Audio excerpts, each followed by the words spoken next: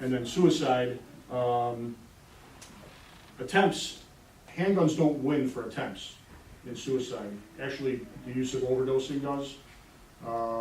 Most common attempt, that doesn't, that's, obviously it's an attempt, but the most common, it says, and they list it as fatal suicide attempts, but really what it is successful suicides, 54% by firearms, because you really don't, most likely, if you use a firearm, you are not going to survive. Most common form is, people discharge a firearm into their head, and it's just very likely that they're not going to survive. Has it happened? Yes, but the rehabilitation of that person is not good. They do not live a good life after that. So I wanted to talk a little bit about local statistics. Those were kind of national statistics. Local statistics, Chicago, which obviously is always in the spotlight, and we use it because it's very close, but this really reflects on violence in the city of Chicago, which I know they're trying to get a grip on, but again, with so many firearms being out there, and we don't have a mandatory, you're going to prison for so long if you get caught with a gun, which is usually what helps keep people from carrying guns is if you're going to prison for a long period of time, if you're caught with a gun illegally, does have an impact. So I pulled up these numbers year to date. They've had 371 firearm-related deaths in Chicago. The suicides are excluded from that, and almost creeping up on 2,000 people shot and wounded. That's quite an astronomical number. 2017, as you can see, that's the full year. 625 homicides, almost 3,000 shot and wounded, and the year before, 2016, as you can recall, that was probably the worst year in recent history that Chicago had violence. They hadn't had deaths like that since the early 90s, and then in 1974 they peaked, but the population was much greater.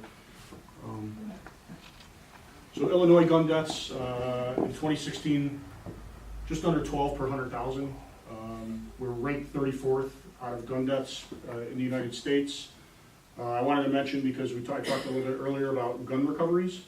They do have an impact when police are out there recovering guns illegally that people are carrying. We also recover guns in cases where somebody's FOID, which in Illinois, as I'll talk about, you have to have a FOID card to own a gun in Illinois if you're an Illinois resident. We, as police, if somebody gets their FOID revoked, the police department will get a notice from the Illinois State Police, and in Lincolnwood, just very familiar, most other departments do the same thing.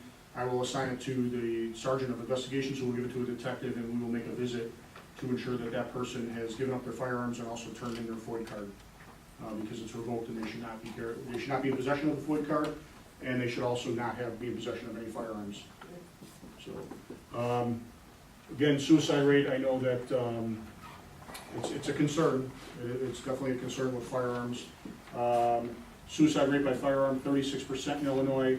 All firearm deaths in Illinois, suicide's about a third of all firearm-related deaths in Illinois. So it's quite a significant factor. So the federal firearms law, which we have an Illinois law, federal firearms law always supersedes Illinois, the supremacy clause of the Constitution. They're very similar, though. Illinois mirrors.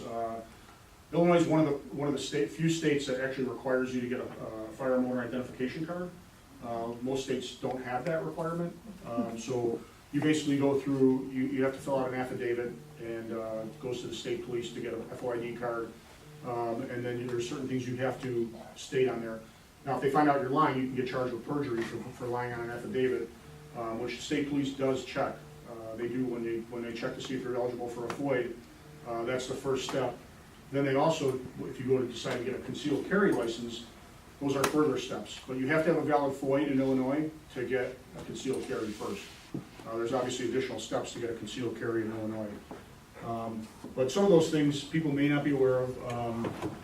You obviously can't be ever convicted of a felony, which is generally defined as over 1 year serving in a penitentiary. You can't be an illegal citizen. There is an exception that you don't have to be a U.S. citizen generally, but if you are in the United States legally and you have non-resident status, you actually can own a firearm then, as long as you get a FOID in Illinois. So it's not, you know, they don't say, you know, you have to be a United States citizen. You just have to be here legally with proper documentation, and then you can apply and get a FOID. And also you can, under federal law. But if you're a substance abuser, you are in violation of federal law. If you have a history of mental illness, you are in violation of federal law. If you are a fugitive from justice, you may not have been convicted of a crime, but if you're a fugitive from justice and they're looking for you, you cannot legally own a gun. So these are all what's considered federal crimes. Usually the U.S. Attorney, they're the ones who prosecute federal firearm violations. ATF, the Bureau of Alcohol, Tobacco, Firearms, and Explosives, they investigate gun crimes federally, as do other agents. But they're the ones that generally charge. A lot of times they have different parameters and they have to set thresholds because just like anything, the U.S. Attorney's Office can't charge everybody, just like, you know, and there is a process for looking at certain types of criminals that are violating federal law, and then they leave it up to the state to charge. In terms of Illinois firearms law, like I said, in Illinois you have to have an FOID to own a gun. That's whether you want to own it and keep it in your residence, but you cannot have a gun in Illinois unless you have a FOID. So in Illinois, it's interesting, you can get a FOID at the age of 18, you don't have to be 21, if your parents consent for you. They have to give written consent for you to get a FOID at the age of 18. But if you're 18, even under federal law and Illinois law, you cannot own a handgun until you're age 21. So that's a requirement. You have to be 21 to own a handgun. And again, you can't own a gun, period, whether you're 18 or 30, unless you have a FOID. I just keep reiterating that because sometimes people will say they have a gun, and if you say, well, I don't have a license, well, do you have a FOID? What's that? And sometimes they just don't know that that's the requirement of the law. So handguns can be purchased at the age of 21. We require in Illinois, there's a 72-hour waiting period for handguns, and currently right now it's a 24-hour waiting period for long guns, so shotguns and rifles. That is actually changing after January 1st. So in 2019, that law changes and it's 72 hours for everybody. So the only exception would be is law enforcement with a certifying letter from the head of the agency that says you're purchasing that weapon for duty use. So I, as a chief, if one of my officers needs to go buy a gun tomorrow to carry tomorrow at work, I can issue a letter certifying that he's a law enforcement officer, and then he can go buy the gun right away. Does that usually happen? Not too often, because usually they don't need it that quick, but it is possible. So one thing that excludes you from a FOID, which a lot of people get subject to, they get in a domestic issue with their spouse or significant other. They go get an order of protection against them, and that automatically your FOID is revoked if you have one. So you cannot even possess a firearm. You have to turn your firearms over either to the police department, or you can turn them over to somebody that lawfully can possess them and has a FOID. So if you have a relative or a friend. So that's pretty much how that works. I'm going to cover a little bit about, at the end of this presentation, about clear and present danger notifications. I listed on here, I know this is kind of a lot, but it basically talks about, really a lot of it's covered under federal law in terms of FOID requirements. It talks about not renouncing your citizenship, you haven't been adjudicated a mentally disabled person by, if you are a minor, can't be convicted of domestic battery, aggravated battery, which would be a felony, aggravated domestic battery, can't be subject of an existing order of protection, like I said. These all make you not qualified to get a FOID. And if you have a FOID and you jump into this criteria, your FOID gets revoked once the Illinois State Police get notified. So the Illinois State Police are the ones who issue the FOID cards, and they also issue the concealed carry licenses. So Illinois concealed carry, I know prior to me starting, one of the attendees here asked me some questions about concealed carry, and basically it is, you have to have a FOID to get your concealed carry.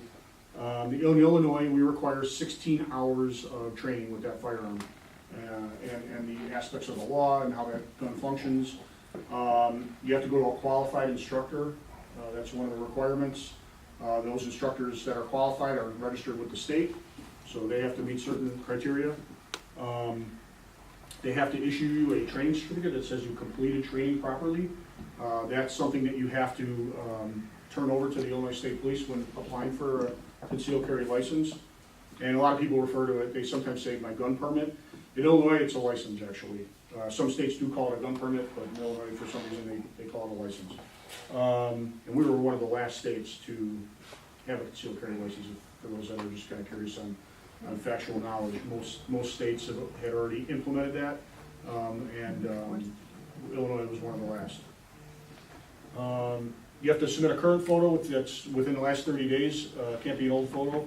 And then there's one thing that people need to know, which I think this is good for the community. If somebody within Lincolnwood is applying for a concealed carry license, we as law enforcement can object. So even if they meet the criteria legally by the law, there is one thing that's built into the law that we can, and what we do is we have access to the site, so we know who's applying, and we have a detective or the supervising sergeant of the detective section can go on and check and see what applications are pending. And then what we can do internally is check to see if we've had problems at the address, whether it's, somebody let's say somebody maybe was not committed legally for a mental evaluation, but we've had a history that we consider to be leading up to something that is a concern for us. We can submit those reports to the state police and object. They most likely will deny, depending on how we articulate our response. Now, that person does get a chance to appeal that to the state police, but again, we justify our actions, and most often, police prevail.